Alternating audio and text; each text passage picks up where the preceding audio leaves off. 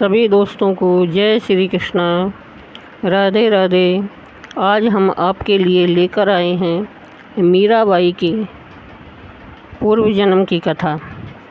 मीराबाई कौन थी और वहाँ वह कैसे श्री कृष्ण की भक्त बनी। मीराबाई भगवान श्री कृष्ण की सबसे बड़ी भक्त मानी जाती थी। मीराबाई ने जीवन भर भगवान कृष्ण की भक्ति की और कहा जाता है कि उनकी मृत्यु भी भगवान की मूर्ति में समाकर हुई थी।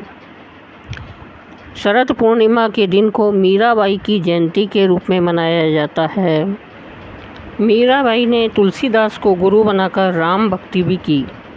कृष्ण भक्त मीरा ने राम भजन भी लिखे हैं। मीराबाई और तुलसीदास के बीच पत्रों के जरिए संवाद हुआ था। माना जाता है कि मीराबाई ने तुलसीदास जी को पत्र लिखा था कि उनके घर वाले उन्हें कृष्ण की भक्ति नहीं करने देते। श्री कृष्ण को पाने के लिए मीराबाई ने अपने गुरु तुलसीदास से उपाय मांगा। तुलसीदास के कहने पर मीरा ने कृष्ण के साथ ही राम भक्ति के भजन लिखे, जिसमें सबसे प्रसिद्ध भजन था पायो जी मैंने राम रतन धन पायो। जोधपुर के राठौर रतन सिंह की इकलौती पुत्री मीराबाई का मन बचपन से ही कृष्ण भक्ति में रम गया था। मीराबाई के बाल मन से ही कृष्ण की छवि बसी थी, इसलिए यौवन से लेकर मृत्यु तक उन्होंने कृष्ण को ही अपना सब कुछ माना। उनका कृष्ण प्रेम बचपन की एक घटना की वजह से अपने चरम पर पहुंचा था। बाल्यकाल में एक दिन उनके पड़ोस में किसी धनवान व्यक्ति के यहाँ बारात आई थी। सभी स्त्रियां छत पर खड़ी होकर बारात देख रही थी। मीराबाई भी बारात देखने के लिए छत पर आ गई।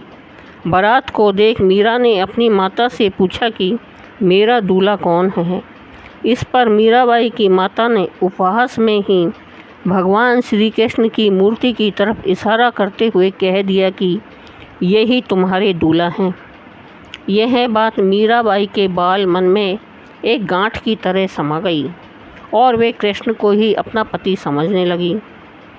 विवाह योग्य होने पर मीराबाई के घर वाले उनका विवाह करना चाहते थे, लेकिन मीराबाई श्री कृष्ण को पति मानने के कारण किसी और से विवाह नहीं करना चाहती थी।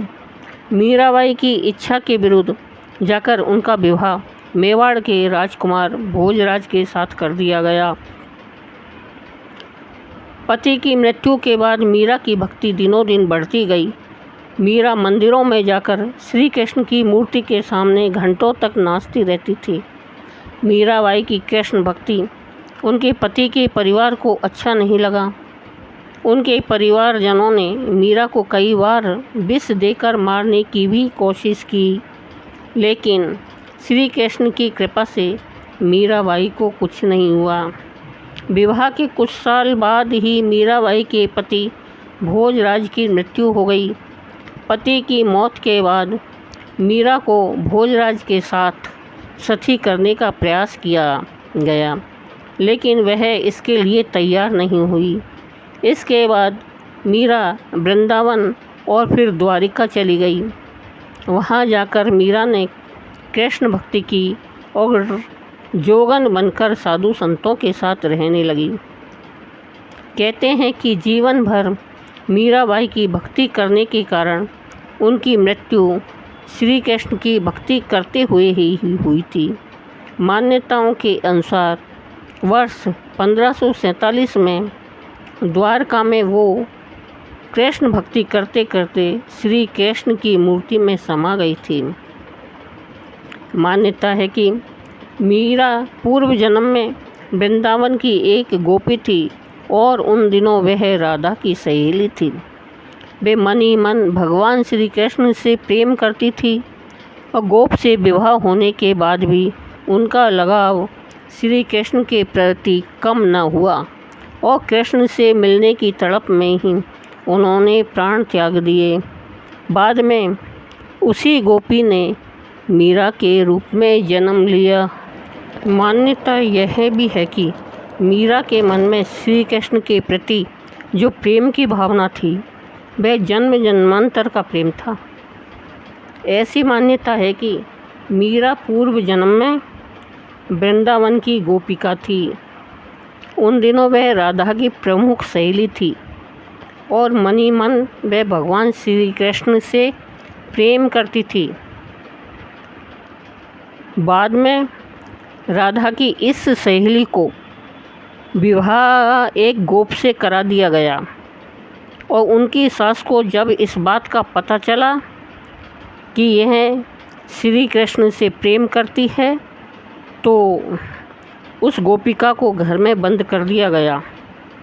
कृष्ण से मिलने की तड़प में मीरा ने प्राण त्याग दिए और बाद में मीरा के रूप में मेड़ता के राजा के यहाँ जन्म लिया। यह भी माना जाता है कि पूजनीय मीराबाई जी के पूर्व जन्म का नाम माधवी था। वह भगवान श्री कृष्ण के एक गोप सखा की पत्नी थी। उनकी माता ने विवाह के समय उनसे श्री कृष्ण से दूरी बनाकर रखने को कहा था, क्योंकि वह श्री कृष्ण के भागवत स्वरूप से अनभिज्ञ थी। माधवी को अपनी गलती का अनुभव भगवान की गोवर्धन लीला के समय हुआ। तब उन्हें उनके भगवत स्वरूप का अनुमान हुआ। पिछले जन्म की अधूरी भक्ति को पूरा करने के लिए ही उन्होंने इस जन्म में मीरा का रूप ग्रहण किया। इस जन्म में उन्हें उनकी अनुपम भक्ति के फलस्वरूप भगवान के नित्य सायुज्य की प्राप्ति हुई।